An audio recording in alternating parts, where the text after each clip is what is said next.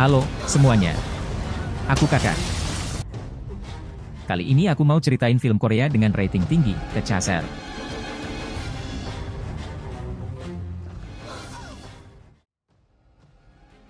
Ceritanya berlangsung di jalanan Seoul yang ramai. Seorang wanita panggilan di tempat yang sudah disepakati bertemu dengan pria muda. Mereka berdua nyetir muter-muter dan sampai di rumah pelanggannya.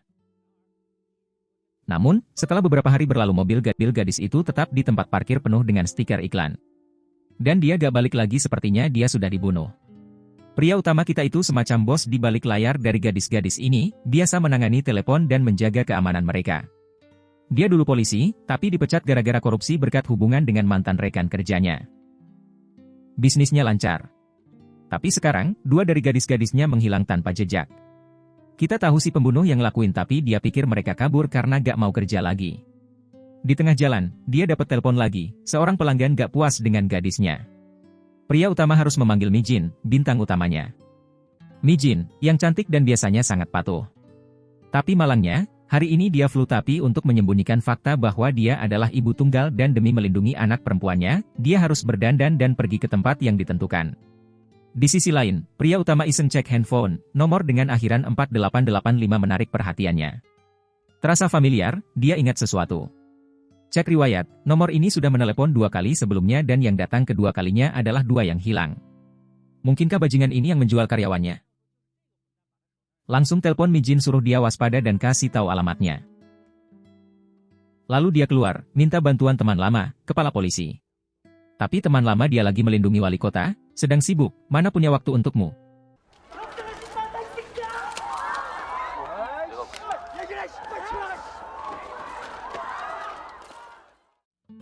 Di sini, Mi Jin tahu apa yang harus dilakukan, dia hafal alamatnya, dan setelah masuk berpura-pura masuk toilet dan siap kirim pesan. Namun, sepertinya karena berada di basement, sinyalnya buruk, pesan tidak bisa dikirim. Dia melirik ke sekeliling dan melihat rambut wanita yang berlumuran darah di kamar mandi. Apakah ada yang dibunuh di sini? Mi Jin baru sadar betapa seriusnya situasi ini, dia berusaha untuk kembali ke mobil untuk mengambil sesuatu, namun pintu sudah dikunci. Pembunuh sekarang menunjukkan wajah aslinya dan langsung mengikatnya, mempersiapkan untuk membunuhnya dengan alat seperti palu. Mi Jin berjuang sekuat tenaga mencoba lepas, namun gagal berulang kali.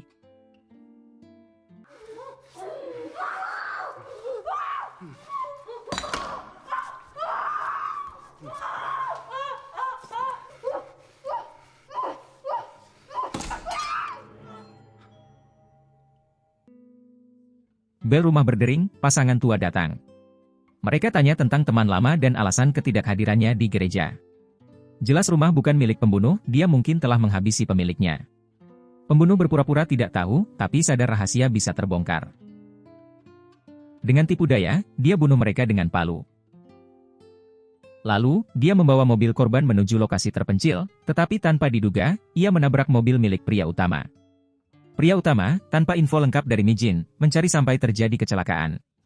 Dalam situasi mendesak, dia ingin segera atasi masalah asuransi dan siap bayar kompensasi.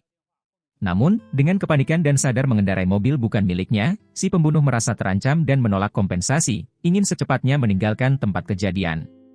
Pria utama segera menyadari noda darah di pakaian pelaku dan merenung, apakah dia pembunuh yang dicari? Ia kemudian segera menelepon nomor yang berakhiran 4885. 아우 씹새끼.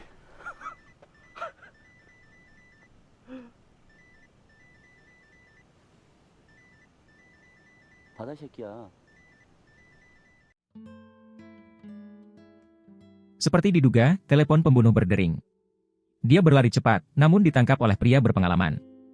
Pria itu ingin memintanya mengungkapkan keberadaan Mi Jin sebelum menyerahkannya ke polisi. Tiba-tiba, polisi patroli mendekat untuk memeriksa.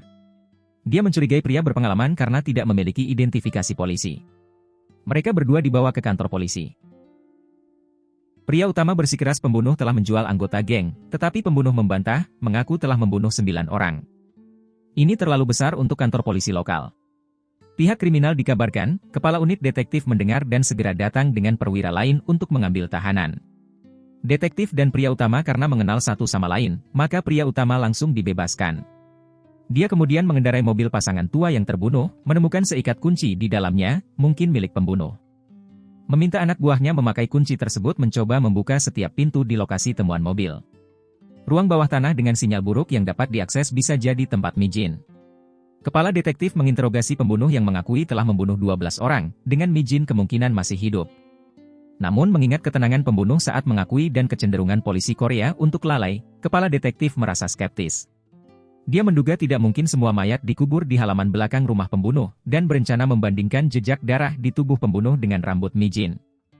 Pria utama dan dokter forensik mengunjungi rumah Mijin, mengetahui dia memiliki anak perempuan yang tersembunyi.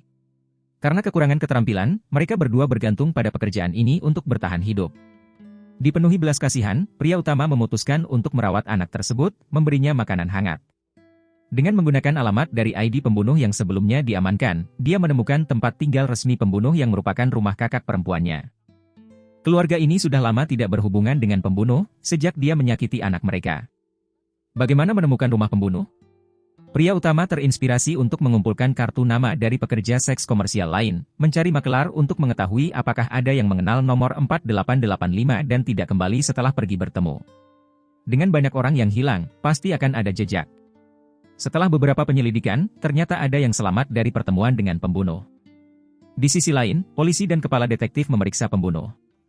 Meski mengaku membunuh, dia tidak menyebutkan lokasi mayat. Hukum menuntut bukti hingga besok siang, jika tidak, mereka harus melepaskannya. Mereka menduga mayat tidak di halaman rumah. Kita tidak perlu bertanya lagi, hanya ada satu gunung di sekitar sini dan sepi pasti di sana. Jadi mereka segera bergerak mencarinya di sana. Mereka sama sekali tidak mengira bahwa 12 mayat sebenarnya ada di halaman rumah. Pria utama segera menghubungi korban yang masih hidup yang ternyata tidak pernah ke rumah pembunuh. Dia pernah melayani pembunuh, tapi pria itu agak tidak mampu, tahu kan maksudnya, tidak bisa menyelesaikan transaksi. Dia bertanya-tanya kenapa dia dipanggil. Akhirnya dia berhasil melayaninya dengan baik dan setelah mendapatkan uang, dia tidak ingin berurusan dengannya lagi. Namun, pembunuh kemudian mengganggunya dengan pesan dan foto-foto mengerikan. Itulah modus pembunuh yang selalu menargetkan wanita seperti dia. Inilah rahasia si pembunuh. Dari anak buahnya ada kabar baik, mereka menemukan pintu yang bisa dibuka dengan kunci. Pria utama segera menuju ke sana. Itu adalah ruang bawah tanah, tapi sinyal HP penuh, dan lokasi Mijin tanpa sinyal, mungkin tempat persembunyian pembunuh. Saat keluar, dia bertemu dengan pria berotot dan kotor yang tinggal di ruang bawah tanah. Melihat pria utama, dia langsung kabur, mencurigakan. Mungkin dia berkaitan dengan pembunuh, lebih baik tangkap dia. Mereka bertiga kemudian mengejar di jalan.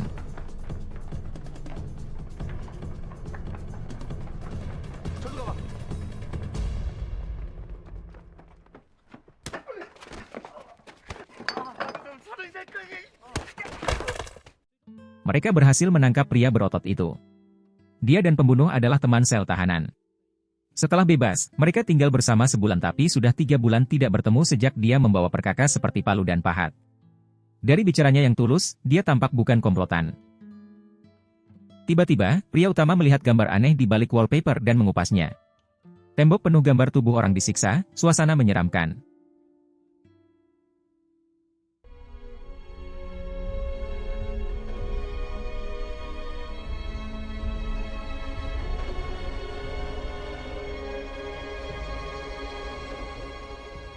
Polisi di pegunungan juga tidak menemukan petunjuk tapi mereka memanggil ahli psikologi yang berpengalaman untuk melihat apakah bisa mendapatkan informasi.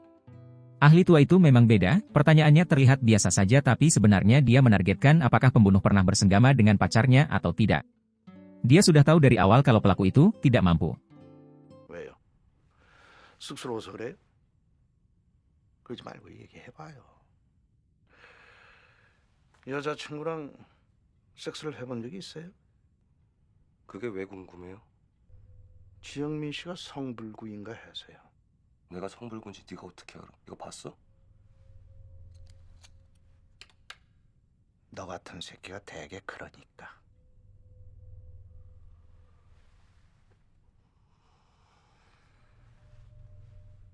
너 성불구지? Ahli itu benar-benar menekan kelemahan pembunuh, menggunakan palu sebagai simbol untuk menusuk korban, pasti memberinya kepuasan kan? Pembunuh awalnya tidak mengakui, bahkan dia mencoba menunjukkan dominasinya. 그런 거 아니에요. 그래서 그런 거 아니라고요.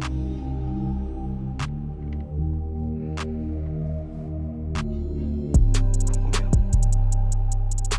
내가 얘기해 드릴까요? 네.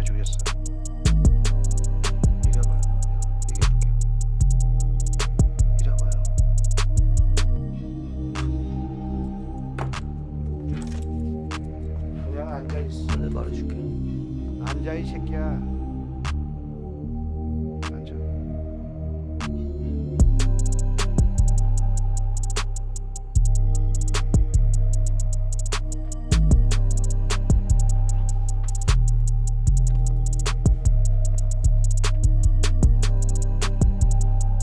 내 말이 맞지? 응?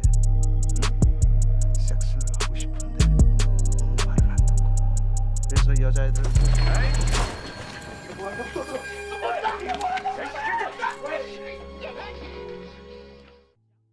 Orang berpengalaman memang berbeda, berhasil menghancurkan pertahanan mental pembunuh. Pria utama kembali kehilangan jejak. Gadis kecil yang tadi ada, kini hilang. Dia melihat pria utama mencari ibunya, lalu pergi beli makanan dan tertabrak mobil. Segera bawa ke rumah sakit. Terharu dengan gadis itu, pria utama bertekad menemukan Mi Jin. Setelah cek di rumah sakit, dia ke kantor polisi dan langsung serang pembunuh, mendesak alamat. Kepala detektif tak bisa mendapat alamat itu. Namun, dia membiarkan pria utama bertindak. Pembunuh akhirnya bicara, sebut tentang pabrik batu dekat sana. Keesokan harinya, polisi berkumpul dan mulai mencari. Setelah berjam-jam, tak ada temuan. Pria utama, dengan nalurinya, merasa ada yang tak klop.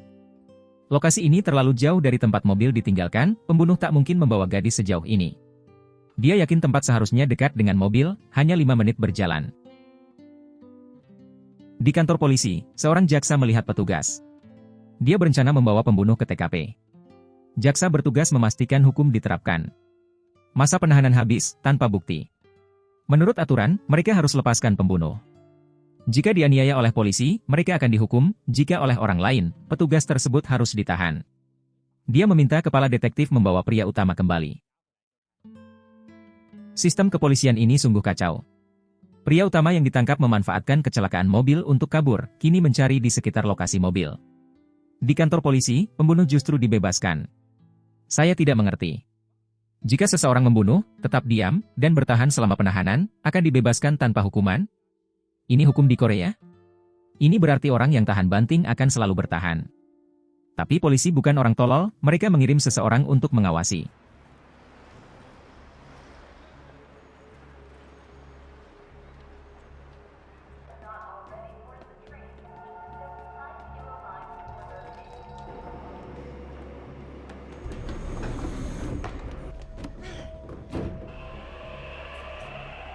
Tapi dengan kemampuan mengikuti seperti ini, hanya mungkin jika targetnya tolol. Di sisi lain, Mi Jin tak terluka parah dan perlahan bangkit, menggunakan ubin lantai yang retak untuk memotong tali. Dia berhasil kabur. Tak bertemu siapa-siapa di jalan, jadi dia bersembunyi di toko sudut jalan dan meminta pertolongan kepada ibu pemilik toko. Setelah menelepon polisi, dia menunggu di ruang belakang, sepertinya dia melihat harapan hidup. Sementara itu, si pembunuh kembali ke toko tersebut, hanya untuk membeli sebungkus rokok. Pemilik toko berkata, bukannya kamu yang sering beli rokok di sini? Ada luka di wajahmu, adakah hubungannya dengan gadis yang penuh darah itu? Dia ada di ruang belakang. Bantulah kami. Dan dia memberikan palu ke tangan si pembunuh. Habislah tuh. Kalau kamu tidak bilang kalau kamu pemilik toko, aku pikir kamu dan si pembunuh komplotan. Si pembunuh tertawa, memukul pemilik toko sampai mati dulu, kemudian masuk dan membunuh Mi Jin. Banyak yang bertanya-tanya, mengapa polisi tidak datang? Mereka sedang tidur siang, akan mulai kerja setelah bangun. Polisi wanita yang mengikuti tidak tahu kalau pembunuh sedang membunuh di dalam, ketika dia merasa ada yang tidak beres, sudah terlambat, semuanya sudah berantakan dan pembunuh melarikan diri dari jendela. Pria utama datang terlambat dan melihat semua kekacauan ini, tak dapat menerima kenyataan. Ternyata, saat dia menuju ke sana, Mi Jin telah meneleponnya, tapi dia tidak mendengar. Kematian Mi Jin adalah tanggung jawabnya, dan dia sangat menyesal. Dia melihat salib di kejauhan, mirip dengan gambar di dinding. Pasti ada hubungan antara pembunuh dan gereja.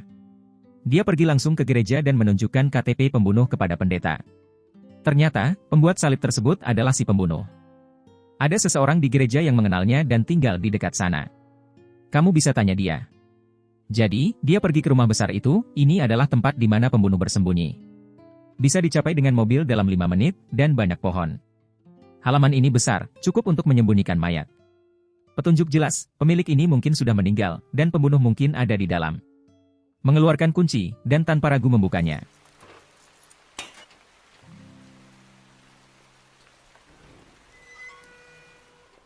Wah, sulit sekali mencarimu.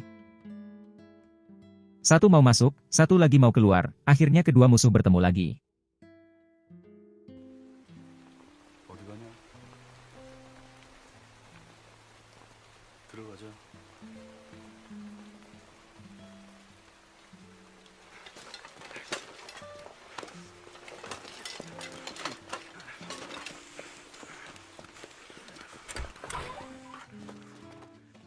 Pria utama tenang, mari kita bicara.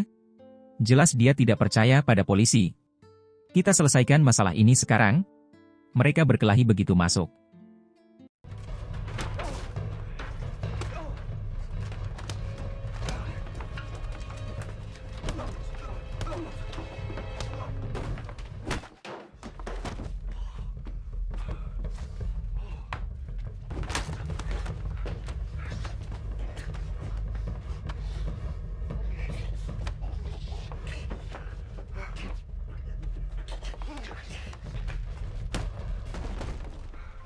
Dengan keinginan keras dan rasa bersalah kepada Mi Jin, dia menahan rasa sakit dan menumbangkan pembunuh. Dengan segala kekuatan, ia siap untuk mengakhiri pembunuh. Tapi polisi datang tepat waktu dan menahan pria yang marah itu. Dia tidak bisa membalas dendam sendiri. Kemudian, mayat-mayat ditemukan di halaman. Ironisnya, tempat pemakaman ini selalu diabaikan oleh mereka.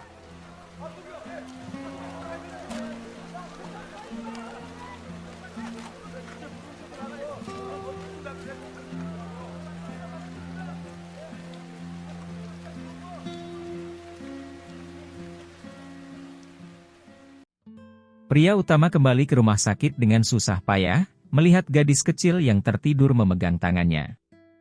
Dia merasa lega. Dia sudah berusaha. Cerita berakhir di sini. Film ini diadaptasi dari kasus pembunuh berantai nyata di Korea. Menarik sekali, pria ini membunuh tanpa jejak, 19 kali berturut-turut, bro. Polisi bingung total, nggak meninggalkan jejak sama sekali, bahkan dia gunakan pahat buat membobol berangkas, seperti adegan perampokan asli. Targetnya adalah orang kaya, orang tua, dan wanita pijat.